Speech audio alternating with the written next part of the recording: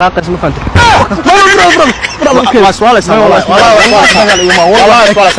والله والله عيارتنا قد waa maxay okay dagaaliga ma wallahi walaalka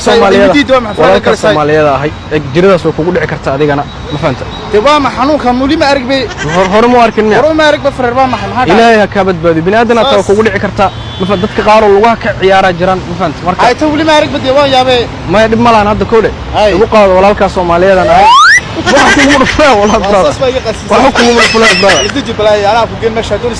اوكي اوكي هاي هاد مرك صاحب مقاعد هاد ماشي ugu soo dhow isha go'aalkee ana ku geeb waa qaba dhinac waa weyn saay markii labaad waa ku guri marka dambe waa ku guri marka dambe may wallahi waa iga cariisina saaxiib kama cariisina saaxiib way ku weydiinaysaa waa ku dhameyn ba kaadi shaqada nanu ma garanay xanuunka jidid ba jidid ma hane صاحب مرك صاحب مقاعد هاد ماشي ugu soo dhow isha go'aalkee ana ku geeb waa qaba dhinac waa weyn saay markii labaad waa ku guri marka dambe waa ku guri marka dambe